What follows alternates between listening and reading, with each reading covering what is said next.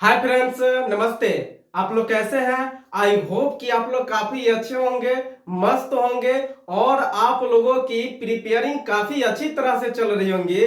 मित्रों, मैं आपकी प्रिपेयरिंग में चार चांद लगाने के लिए मैं आप लोगों के बीच एक बेहतरीन टॉपिक लेकर आया हूं जो संस्कृत के तहत है और इसका नाम है शब्द रूप।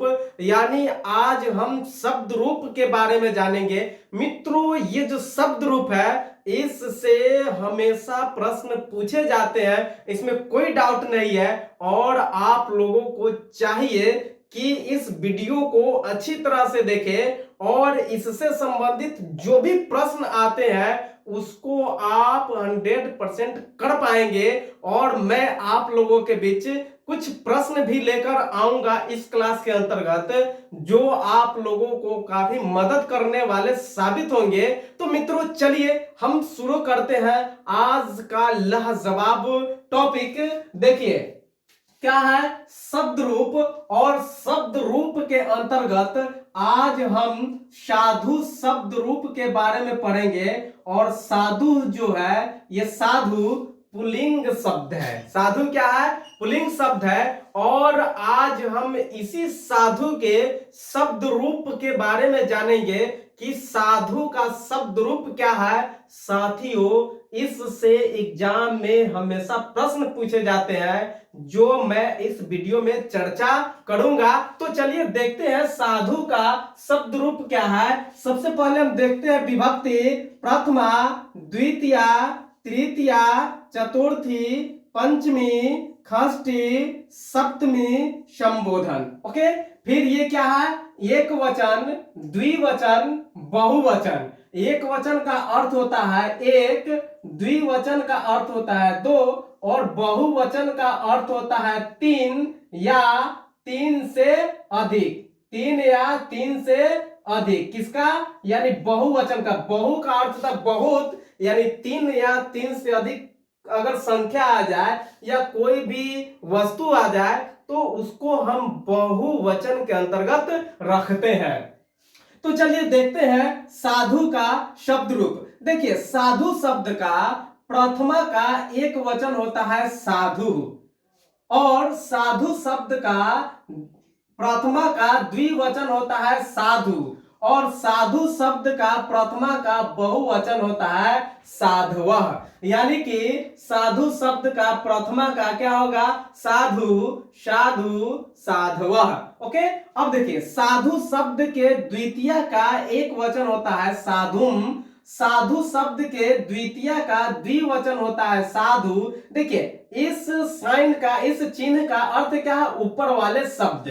फिर क्या है? साधु शब्द के द्वितीय का बहुवचन होता है साधुन। ओके, अब देखते हैं साधु शब्द के तृतीय का एक वचन होता है साधुना, साधु शब्द के तृतीय का द्विवचन होता है साधुभ्याम, और साधु शब्द के तृतीय का बहुवचन होता है साधु भी। ओके, अब चलते हैं देखते हैं साधु शब्द के चतुर्थी, और साधु शब्द के चतुर्थी का एक वचन है साधुरे, साधु शब्द के चतुर्थी का द्विवचन क्या है? साधुभ्याम, और साधु शब्द के चतुर्थी का बहुवचन क्या है? साधुभ्य।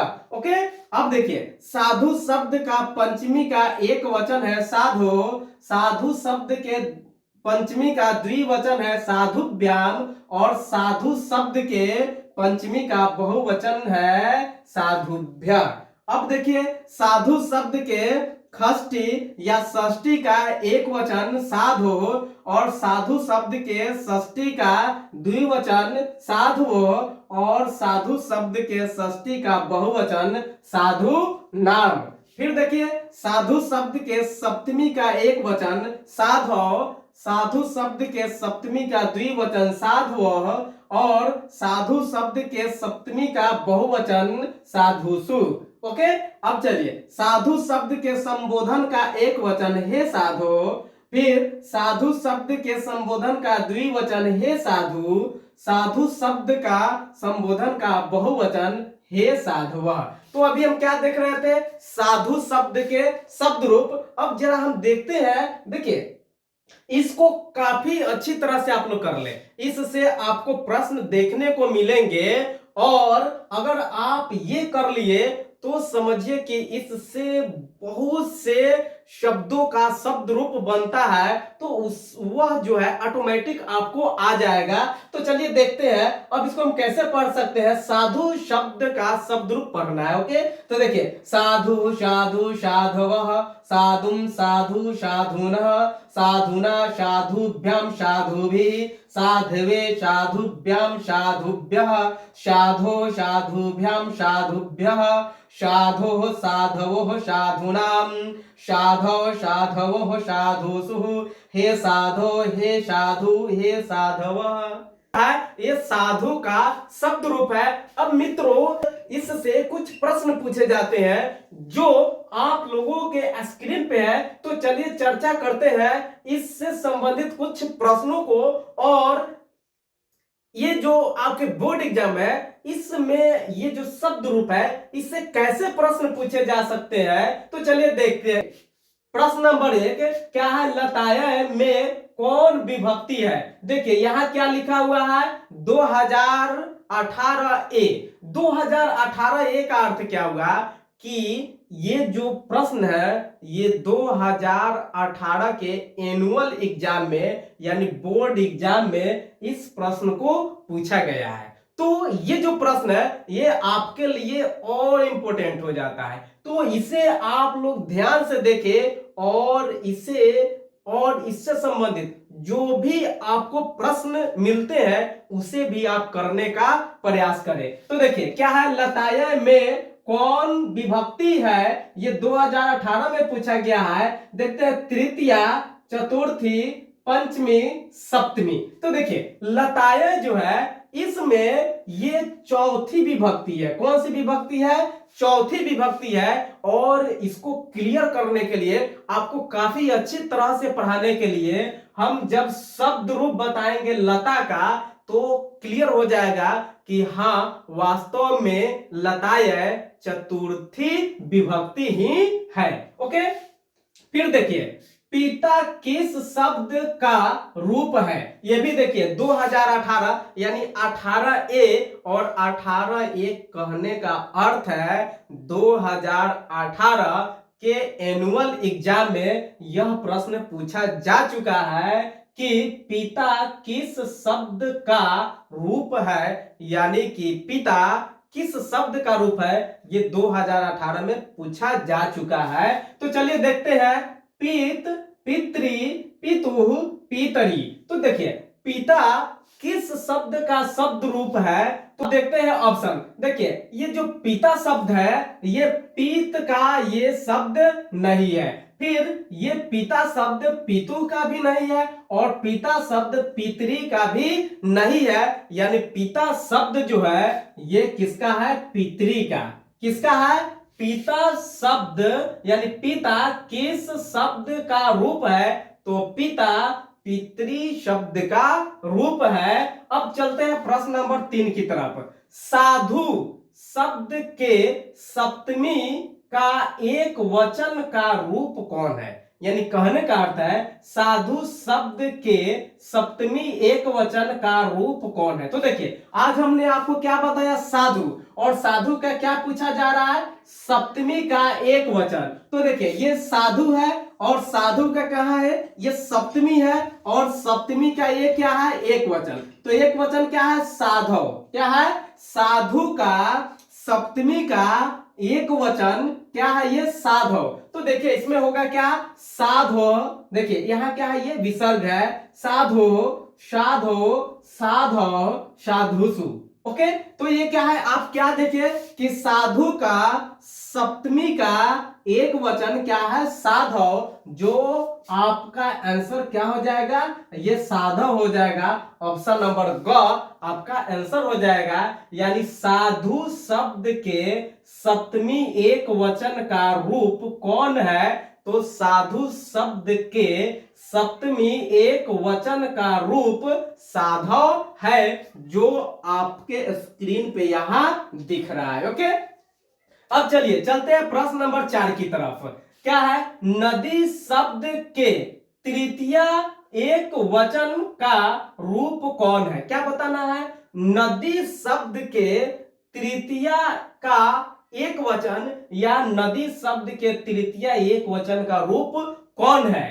तो देखिए क्या है, नधा, नधा। देखिए यहाँ क्या नधा और यहाँ क्या नधा, यहाँ क्या है विसर्ग दिया हुआ है। अब बच्चे क्या होंगे, कंफ्यूज हो जाएंगे। कैसे कंफ्यूज होंगे? क्योंकि यहाँ नधा है और यहाँ क्या है, नधा है, और उनको आता है, अच्छी तरह से उनको आता है कि नदी का तृतीय का एक वचन क्या होगा। लेकिन जब एग्जाम में उनको सेम ऑप्शन आ जाएंगे, यानी थोड़ी सी अंतर, ये जैसे इसमें क्या है विसर्ग है, इसमें विसर्ग नहीं है, तो बच्चे यहाँ क्या होते हैं, कंफ्यूज होने लगते हैं। तो आपको कंफ्यूज नहीं होना है, आप अच्छी तरह से प्रश्न देखें और प्रश्न का आंसर भी देखें। तो क्या है, नदी शब्द के तृतीय एक वचन का रूप कौन है? तो नधा, नधा, नधः, नधाम। तो मित्रों ये जो है, इससे आप डाउट में ना पड़े, ये आपका आंसर नहीं होगा,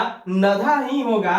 लेकिन आपका ऑप्शन नंबर क होगा, नधा नदी शब्द के तृतीय का एक वचन है। क्या है? नधा नदी शब्द के तृतीय का एक वचन है। लेकिन आप ये जो विसर्ग का चिन्ह है, इस चिन्ह को देखकर आप डाउट में न पड़े, अपना आंसर आप ऑप्शन नंबर क को ही बनाए। भले वहां ऑप्शन नंबर आपका चेंज भी हो सकता है, लेकिन नधा को ही बनाए, इसमें विसर्ग वाले को नहीं बनाए। ओके, अब चलिए प्रश्न नंबर 5, पितरी किस विभक्ति का रूप है? क्या है? पितरी किस विभक्ति का रूप है? और ये भी देखिए, ये भी 2018 के एनुअल में पूछा गया है कि पितरी किस विभक्ति का रूप है। तो पितरी प्रथमा का नहीं, पंचमी का ये भी नहीं, षष्ठी का ये भी नहीं, पितरी जो है ये सप्तमी का रूप है। किसका रूप है? सप्तमी का। यानी पितरी किस विभक्ति का रूप है?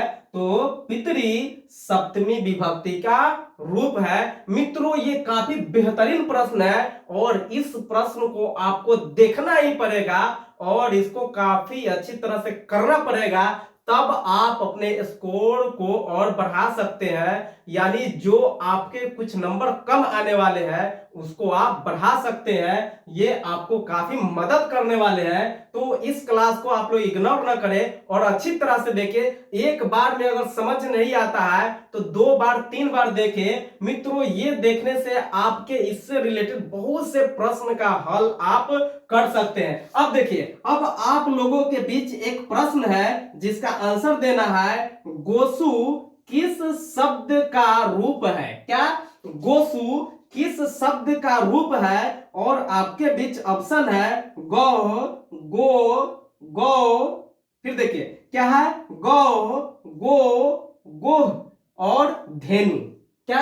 आपके बीच 4 ऑप्शन है। क्या है? गौ, गो, गोह और धेनु। यहाँ देखिए, यहाँ गो है और यहाँ क्या है, गो में क्या लग गया, ये विसर्ग लग गया है। तो इस पे आपको ध्यान देना है। मित्रों संस्कृत टॉप क्यों हो जाता है?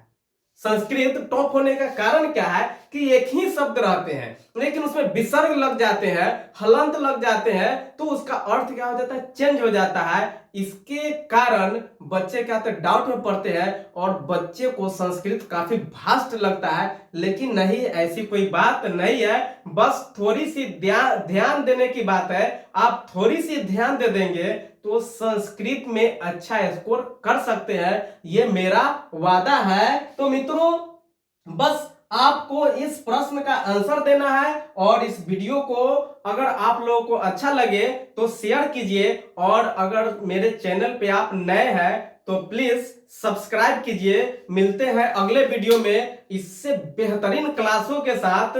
तब तक के लिए आप लोगों से लेते हैं विदा। जय हिंद, जय भारत।